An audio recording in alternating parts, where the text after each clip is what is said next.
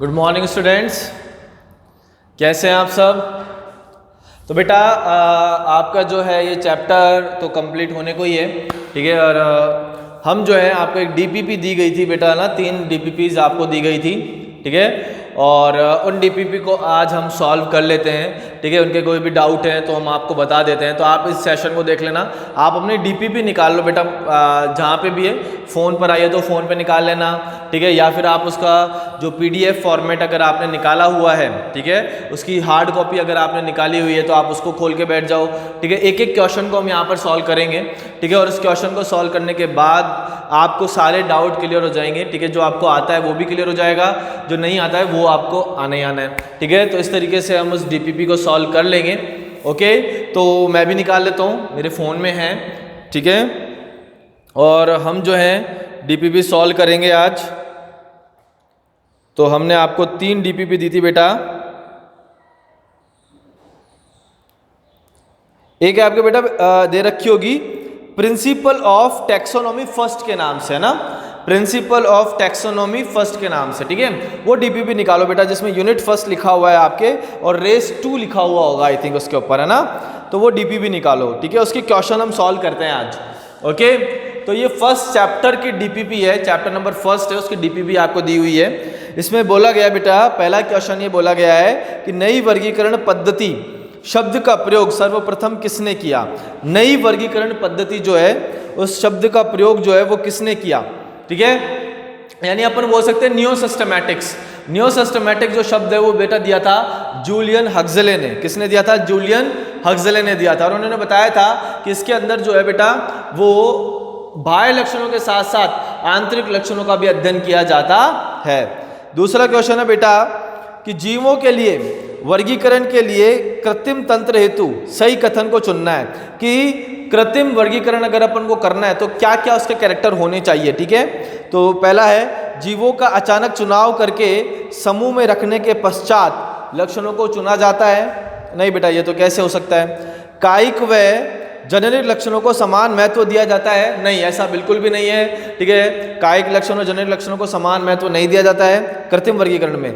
जीवों के बीच विकास के संबंधों के अनुसार प्रथम महत्व दिया जाता है। हाँ, ये हो सकता है इवोल्यूशनरी हम इसको जो है महत्व दे सकते हैं। और यह प्राकृतिक तंत्र से सही है और आज अधिक उपयोग में लाया जाता है। नहीं, प्राकृतिक तंत्र से तो कैसे सही हो सकता है। तो इसका आंसर बेटा क्या हो सकता है? तीसरा, कि जीवों के बीच विकास के संबंधों के अनुसार प्रथम महत्व दिया जाता है। फिर अपन बात करते हैं तीसरे क्वेश्चन की कि एक वर्गक है। देखो बेटा, टैक्सॉन की यहाँ पे बात हो रही है। तो टैक्सॉन जो होता है, वर्गक जो होता है, कैटेगरी जो होती है, वो एक पदानुक्रम इकाई होती है। किसकी? वर्गीकी की। तो वर्गीकी की जो पदानुक्रम इकाई होती है, हर इकाई क्या कहलाती है बेटा? टैक्सॉन कहलाती है, एक रैंक कहलाती है। तो आंसर क्या हो जाएगा? तीसरे का फर्स्ट हो जाएगा।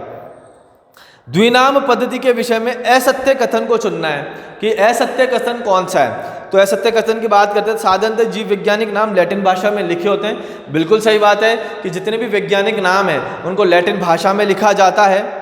दोनों नामों को तिरछे अक्षरों में लिखा जाता है। बिल्कुल सही है कि इटैलिक फॉर्म के अंदर हम लिखते हैं दोनों नामों को।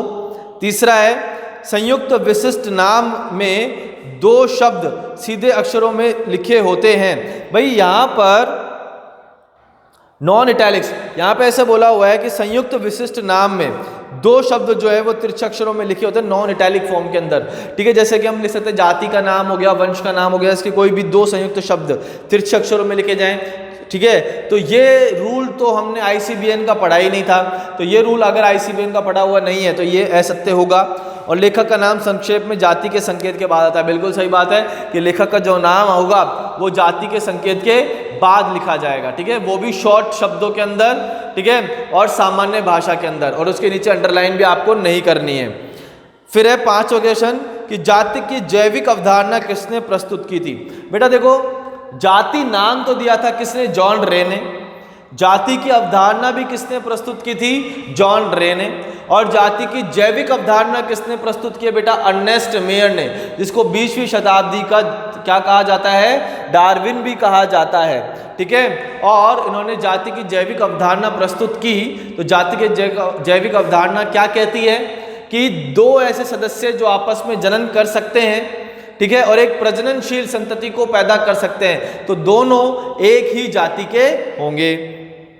फिर अपन बात करते हैं छठा क्वेश्चन की, किसी भी पद में समान लक्षणों वाले पौधों या जंतुओं का समूह कहलाता है।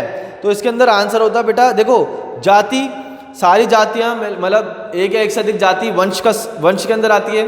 वंशों का समूह गण कहलाता है और गणों का समूह क्या कहलाता है, वर्ग कहलाता है। तो बेटा इसका आंसर क्या हो जाएगा, वर्ग। द्विनाम पद्धति में किसी वैज्ञानिक नाम में सम्मिलित होता है। तो सातवें का आंसर हो जाएगा बेटा चौथा, कि किसी भी वैज्ञानिक नाम में वंश का नाम हो सकता है, बिल्कुल सही बात है। दूसरा जाति का नाम हो सकता है, और वो नाम जिस वैज्ञानिक ने रखा है उसका नाम जाति के नाम के बाद संक्षिप्त रूप में हो सकता है। ठीक है, तो हमने ये भी पढ़ा था कि जब वैज्ञानिक नाम अपन रख रहे थे तब उसमें पढ़ा था कि एक तो वंश का नाम होना चाहिए, एक जाति का नाम होना चाहिए, और लास्ट में अपन वैज्ञानिक का नाम भी लिख सकते हैं। ठीक है, वैज्ञानिक का नाम भी लिख सकते हैं संक्षिप्त रूप में जाति के बाद। तो इसका आंसर क्या हो जाएगा बेटा, चौथा। फिर है वर्गीकी का प्रायोगिक महत्व क्या है।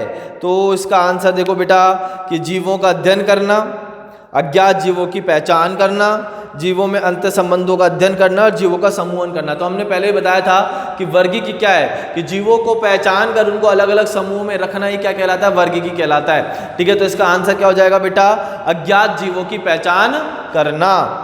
नौवा, जगत पादप के वर्गीकरण के लिए उच्च श्रेणी पौधों के पुष्पीय लक्षणों को आधार बनाया जाता है। देखो बेटा, एक तो होते हैं कायिक लक्षण, ठीक है, जड़ तना पत्ती वाले लक्षण, और एक होते हैं बेटा पुष्पीय लक्षण।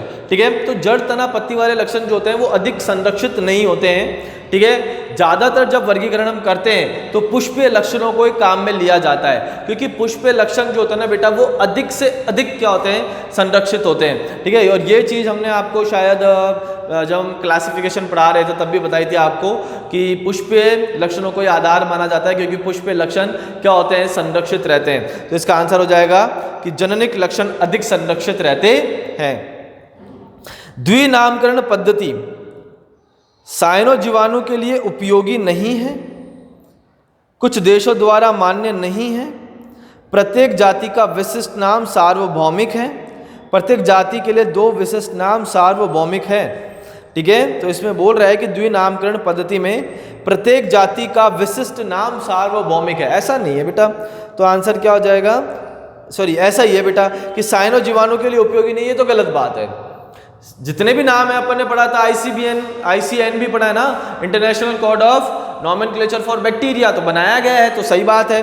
कुछ देशों द्वारा मान्य नहीं है, ठीक है, द्विनाम पद्धति हो सकता है, इसके थोड़ा कंफ्यूजन है। और प्रत्येक जाति का विशिष्ट नाम सार्वभौमिक होता है, ये तो सही है बेटा, ये सबसे सही बात है। ठीक है, कुछ देशों द्वारा मान्य नहीं है बेटा, ये गलत बात है, सारे देशों के द्वारा मान्य है ये। ठीक है, सारे देशों के द्वारा ये मान्य है। मैंने आपको बताया था वर्ल्ड के अंदर जितने भी देश हैं सबके अंदर जो है वैज्ञानिक नाम जो होते हैं वो मान्य होते हैं। और प्रत्येक जाति के लिए 2 विशिष्ट नाम, जाति का तो एक ही नाम होता है बेटा, 2 विशिष्ट नाम कैसे होंगे। तो आंसर क्या हो जाएगा बेटा इसका तीसरा, 10वें का आंसर क्या हो जाएगा, तीसरा, कि प्रत्येक जाति का विशिष्ट नाम क्या होता है, सार्वभौमिक होता है। जाति का एक ही नाम होता है जो भी विशिष्ट होता है। ठीक है, तो ये पहली DPP जो है हमने सॉल्व कर ली है। ओके, अब आप क्या आ जाते हैं बेटा दूसरी DPP पे।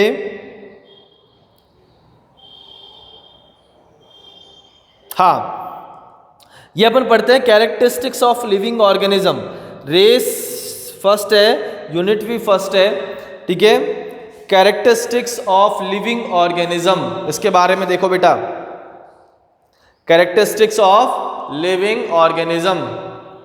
तो देखो पहला क्वेश्चन है कि जीवधारियों में समय के परिवर्तन के साथ वातावरण के प्रति अनुक्रिया की क्षमता क्या कहलाती है, कि जैसे जैसे समय परिवर्तित हो रहा है तो वातावरण के अकॉर्डिंग अपन क्या हो रहे हैं, अनुकूलित हो रहे हैं। क्या हो रहे हैं, अनुकूलित, कि वातावरण जैसा है हम उसके अकॉर्डिंग ही हो जाते हैं। इसी को क्या बोलते हैं बेटा, अनुकूलन कहते हैं। तो इसका आंसर भी क्या आ जाएगा बेटा, अनुकूलन आ जाएगा। जनन जीवों का समग्र लक्षण नहीं हो सकता। मैंने आपको बताया था कि जनन जो है वो जीवों का विशिष्ट लक्षण नहीं है। क्यों नहीं है, क्योंकि बहुत सारे जीव ऐसे हैं जो जनन में पार्टिसिपेट नहीं करते हैं, जैसे कि श्रमिक मधुमक्खी, बंदे मानव, और एक और एग्जाम्पल है इसका, श्रमिक मधुमक्खी है, बंदे मानव है और खच्चर। ये तीनों जीव होने के बाद भी जनन में भाग नहीं लेते हैं, इसलिए जनन को विशिष्ट लक्षण नहीं माना गया है। तो इसका आंसर हो जाएगा बेटा कुछ जीव जैसे श्रमिक मक्खी और खच्चर क्या होते हैं, बंदे होते हैं, जनन में भाग नहीं लेते। तो आंसर हो जाएगा चौथा। तीसरा क्वेश्चन हम पढ़ते हैं कि जीवों के विषय में इनमें से कौन सा असत्य कथन है। तो तीसरा हम पढ़ते हैं कि कौन सा असत्य कथन है। तो सबसे पहले, केवल जीव द्रव्य पदार्थों के संश्लेषण से ही वृद्धि होती है, कोशिकाओं द्वारा बने निर्जीव पदार्थ ऊतकों के अवयव हो जाते हैं, इन विट्रो में पृथक उपापचय विक्रियाएं जैविक नहीं है। सही बात है। तो कि हमने बताया था कि इन विट्रो के अंदर ना तो जैविक प्रक्रिया होती है ना ही अजैविक होती है, मतलब सजीव और निर्जीव दोनों ही नहीं होती, इसलिए उपापचय को हमने विशिष्ट लक्षण माना है। शरीर का कोशिकीय संगठन जीवन का सुस्पष्ट लक्षण है। बिल्कुल बात है कि सारे जीवित जीव कोशिका से मिलकर बने होते हैं। तो अकथन सत्य क्या है बेटा इसका, कि केवल जीव द्रव्य पदार्थों के संश्लेषण से ही वृद्धि होती है। ऐसा नहीं है कि जीव द्रव्य पदार्थों से वृद्धि होती है, बहुत सारे ऐसे वृद्धि है ना, तो पहाड़ वगैरह हमने आपको बताया था, उसके बाहर किसी भी पदार्थ का डिपोजिशन हो जाता है तो भी वृद्धि हो सकती है, तो जीव द्रव्य कहाँ है वहाँ पर, तो ऐसा बिल्कुल भी नहीं है। तो आंसर क्या हो जाएगा बेटा, फर्स्ट आंसर हो जाएगा इसका ना। सभी जीवधारी एक दूसरे से जुड़े हुए हैं क्योंकि वे समान प्रकार के जनन पदार्थ रखते हैं। अरे भैया ऐसे तो हम भी रखते हैं, तो हम जुड़े हुए थोड़ी हैं। इनमें समान प्रकार के जनन पदार्थ का साझा कुछ मात्रा में विभिन्नता के साथ कर सकते हैं। हाँ, जेनेटिक मटेरियल चेंज हो सकता है बेटा, ऐसा नहीं है कि जैसे कि मेरा जो जितने मेरे अंदर जो जेनेटिक लक्षण है, ठीक है, जनन पदार्थ है, वो आपके अंदर भी है, मेरे अंदर भी जेनेटिक मटेरियल है, आपके अंदर भी जेनेटिक मटेरियल है। तो ऐसा तो नहीं कि जुड़े हुए हैं हम लोग, नहीं। हाँ, लेकिन मेरा जेनेटिक मटेरियल किसी दूसरे के जेनेटिक मटेरियल से मिक्स होके एक नया जो है क्या कर सकता है, वेरिएशन ला सकता है। ठीक है, तो ऐसे में अपन बोल सकते हैं कि इसलिए ही क्या है, एक दूसरे से जुड़े हुए हैं हम। ठीक है, जैसे कि हमारे मम्मी पापा हैं, उनका जेनेटिक मटेरियल हमारे अंदर आया मिक्स होके, तो वेरिएशन आ गया हमारे अंदर, विभिन्नता आ गई। फिर हमारा जेनेटिक मटेरियल हमारी वाइफ के साथ में जो है मिक्स होके वेरिएशन लेके आएगा। तो इस तरीके से ये पीढ़ी दर पीढ़ी चलता रहता है। तो इसलिए हम एक दूसरे से क्या है बेटा, जुड़े हुए हैं। तो इसका आंसर जो हो जाएगा चौथे का, वो आंसर हो जाएगा दूसरा।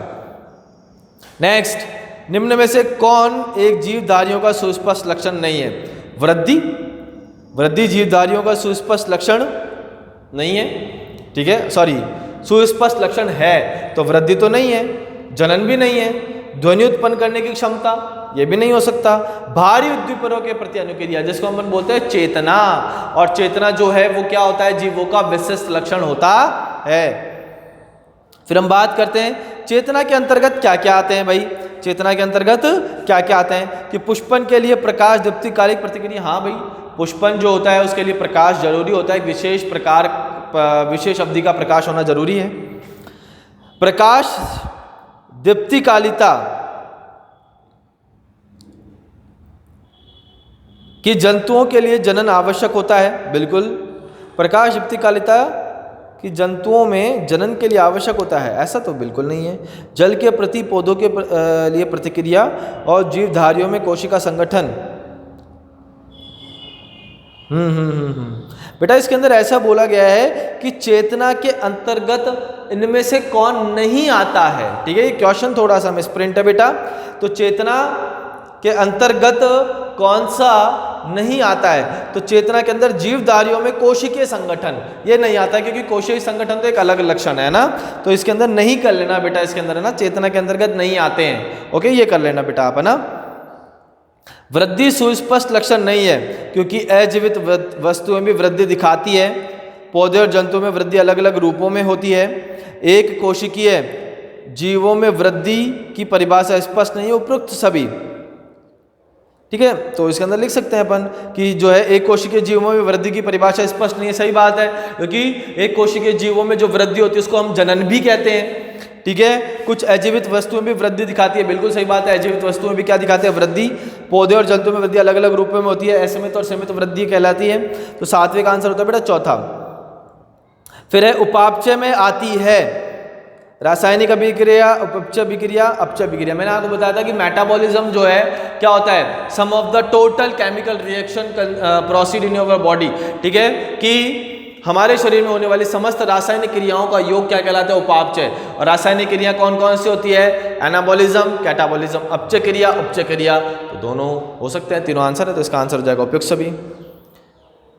निम्न में से किसके लिए वृद्धि एवं प्रजनन आपस में समावेशी घटनाएं, तो मैंने आपको बताया है अभी अभी कि एक कोशिकीय जीवों के लिए वृद्धि और जनन एक दूसरे के पर्यायवाची हैं। तो एक कोशिकीय जीव कौन सा है इसके अंदर, मैंगो ट्री है, फंगी है, हाइड्रा है या अमीबा है, तो आंसर क्या हो जाएगा, अमीबा। अमीबा क्या है बेटा, एक कोशिकीय जीव है। नेक्स्ट, बहुकोशिकीय जीवों में वृद्धि की मूलभूत प्रक्रिया में भाग लेती है कि अगर बहुकोशिकीय जीवों में वृद्धि कराना है तो कोशिका विभाजन होना पड़ेगा, ठीक है, वृद्धि के लिए कोशिका विभाजन का होना जरूरी है। तो आंसर क्या हो जाएगा बेटा, 10वें का दूसरा, ठीक है। तो यहाँ पर कोशिका विभाजन का होना जरूरी है। तो आपकी ये 2 डीपीपीज बेटा हमने सॉल्व करवा दी है। कोई दिक्कत है भाई, यहाँ तक कोई दिक्कत है, 2 डीपीपी हमने सॉल्व कर ली है, ठीक है। अब तीसरी डीपीपी की बात करते हैं।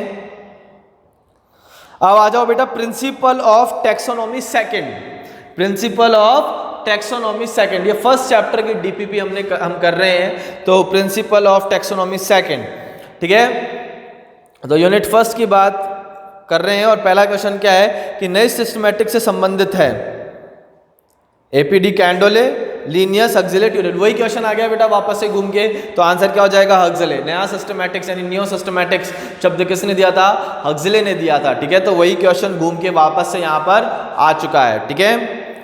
त्रिनाम पद्धति नामकरण में तीसरा भाग प्रस्तुत करता है। तो हमने बताया था हक्सले और स्ट्रिकलैंड ने त्रिनामकरण पद्धति प्रस्तुत की थी, और त्रिनामकरण पद्धति के अंदर 3 नाम होते हैं बेटा। पहला नाम तो किसका होता है, वंश का, दूसरा नाम किसका होता है, जाति का, और तीसरा नाम किसका होता है बेटा, किस्म का, वैरायटी का, ठीक है। तीसरा नाम किसका होता है, किस्म का, वैरायटी का। तो इसका जो आंसर है दूसरे का वो क्या हो जाना चाहिए, फर्स्ट आंसर होना चाहिए, ठीक है, ठीक है। ब्रेसिका, ओलिरेसिया, ब्रोटाइटिस हमने पढ़ा था। तो ब्रेसिका क्या है, ब्रेसिका क्या है, जाति, ठीक है। ओलिरेसिया क्या है, सॉरी, ब्रेसिका क्या है, वंश, ओलिरेसिया क्या है, जाति, और ब्रोटाइटिस क्या है बेटा, किस्म। तीसरा क्वेश्चन, विभिन्न लक्षणों के आधार पर जीवधारियों को विभिन्न वर्गों में समूहित किया गया है। समूहन की इस प्रक्रिया को हम क्या कहते हैं। सिंपल सा आंसर है, ठीक है, सिंपल सा आंसर है, इसमें तो कोई दिक्कत ही नहीं है कि वर्गीय जीवधारियों को अलग अलग वर्गों में बांटना, अलग अलग समूह में बांटना क्या कहलाता है बेटा, वर्गीकरण कहलाता है। इसके अंदर तो कोई दिक्कत होनी नहीं चाहिए, ठीक है। कि हमने पहले भी पढ़ा हुआ है वर्गीकरण की, जब डेफिनेशन देखी थी कि जीवों को पहचानो, पहचानने के बाद उसका नामकरण करो, और नामकरण के बाद उसको अलग अलग समूहों में बांट दो, ठीक है। तो वही क्या कहलाता है बेटा, वर्गीकरण कहलाता है, ठीक है। चौथा, वर्गीय की पद्धति में अध्ययन करते हैं। ओके, तो जीवधारियों में विभिन्नता का अध्ययन करते हैं, जीवों का वर्गीकरण करते हैं, विभिन्न जीवों में विभिन्नता और उसके बीच अंतर संबंध का अध्ययन करते हैं। तो चौथे का आंसर बेटा तीसरा लगता है, वर्ग की पद्धति यानी टैक्सोनॉमिक कैटेगरीज हमने पढ़ी थी, kingdom, phylum, division, class, order, family, genus, species, ये सारी चीजें हमने देखी थी यहाँ पर। और यहाँ पे अपन क्या कर रहे थे कि एक का दूसरे के साथ में अंतर संबंध देख रहे थे, है ना। सॉरी, तो इसका जो आंसर है बेटा वो क्या होना चाहिए, चौथे का आंसर क्या होना चाहिए, तीसरा, ठीक है। चौथे का आंसर क्या होना चाहिए बेटा, तीसरा, ठीक है। ओके, फिर अपन पढ़ते हैं पांचवा क्वेश्चन क्या कहता है वो भी देख लेते हैं कि जब वर्गीय की पदानुक्रम में जाति से जगत की तरफ बढ़ते हैं तो एक वर्गक से दूसरे वर्गक के मध्य पाए जाने वाले सामान्य लक्षण क्या हो जाते हैं। देखो बेटा, हम क्या कर रहे हैं, जाति से जगत की तरफ बढ़ रहे हैं। जाति से कहाँ जा रहे हैं, जगत की तरफ।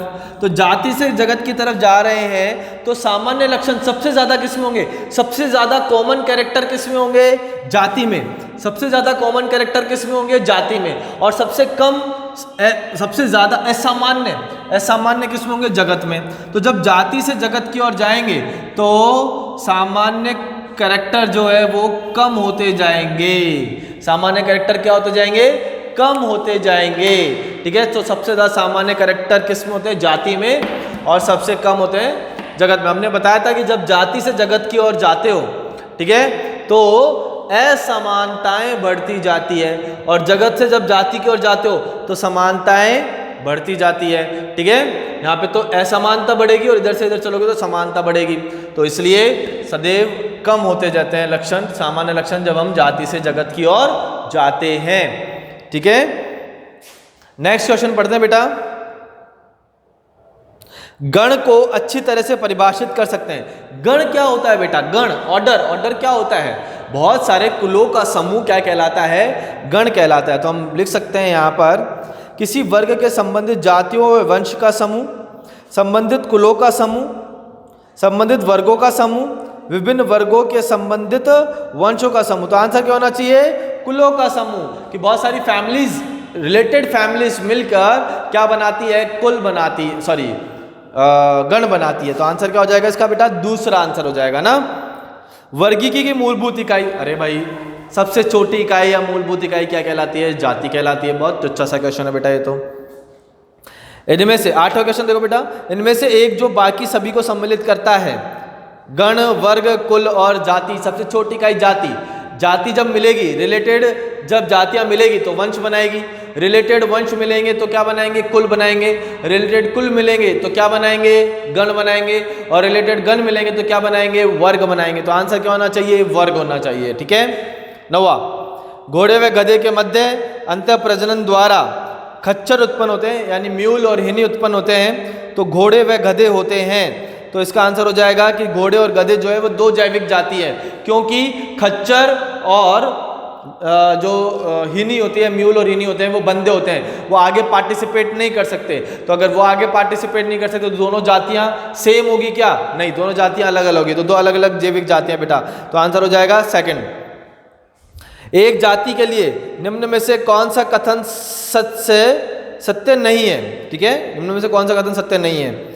तो एक जाति के सदस्यों के मध्य विभिन्नताएं पाई जाती हैं, बिल्कुल पाई जाती है। जैसे कि मैं हूँ, आप हो, या अपने जैसे मानव जातियां हैं, तो इनमें सब में क्या पाई जाती है बेटा? विभिन्नताएं पाई जा रही है, तभी तो अपन सब अलग अलग हैं। ठीक है, अपना जेनेटिक मटीरियल भी कहीं ना कहीं किसी न किसी रूप में क्या है? अलग है। एक जाति के समष्टि के मध्य में जीन प्रवाह नहीं होता। अरे बेटा जीन प्रवाह तो होता है, जाति ही तो जीन का प्रवाह करती है, जीन पूल। ठीक है, जब जीन पूल होता है तभी तो नई जातियों का निर्माण होता है। तो ये तो फिर कैसे गलत बोल दिया इन्होंने? तो आंसर क्या हो जाएगा बेटा? दूसरा। आगे पढ़ने की जरूरत ही नहीं है। एक जाति दूसरी जाति से जनन के आधार पर पृथक होती है, बिल्कुल सही बात। सॉरी, एक मिनट, प्रवाह नहीं होता। हाँ सही है बेटा ना, दूसरा आंसर सही है इसका। और एक जाति दूसरी जाति से जनन के आधार पर पृथक होती है, सही बात है। एक जाति के सदस्यों में अंतर प्रजनन हो सकता है, बिल्कुल सही बात है। तो आंसर क्या हो जाएगा बेटा? दूसरा। प्रवाह होता है, प्रवाह होता है, जीन का प्रवाह होता है। ठीक है, तो ये जो है हमने आपके 3 डीपीपी जो आपको दी गई थी वो हमने सॉल्व कर ली है बेटा। ठीक है, ये हमने सॉल्व कर ली है। ओके, तो आपको अब कोई डाउट नहीं रह गया आई थिंक। और हमारे जो चैप्टर्स चल रहे हैं उनको आप पढ़ते जाओ, डेली नोट्स बनाते जाओ। ठीक है, और रिवाइज भी करते जाओ बेटा। जैसे ही हम ऑफलाइन के अंदर आएंगे तो हम उनको पूछेंगे आपसे, या फिर कोई टेस्ट सीरीज होगी तो हम टेस्ट लेंगे। ठीक है, हो सकता है कि हम इसको वापस से रिवाइज भी करा दें। ठीक है, तो जैसा माहौल होगा, ठीक है, कि अगर अपने पास में जल्दी से स्कूल खुल जाए तो हो सकता है हम आपको पूरे चैप्टर्स खत्म होने के बाद में इन चैप्टर्स को रिवाइज भी करा दें, तो सही रहेगा आपके लिए। हमको बहुत सारे क्वेश्चन की प्रैक्टिस भी करनी है बेटा। ठीक है, तो पढ़ते रहो, रिवाइज करते रहो। Okay, thank you so much. और कमेंट बॉक्स के अंदर लिख देना बेटा कि आपको समझ में आ गया है। ठीक है, ताकि हम लोगों को बहुत अच्छा फील होता है इससे।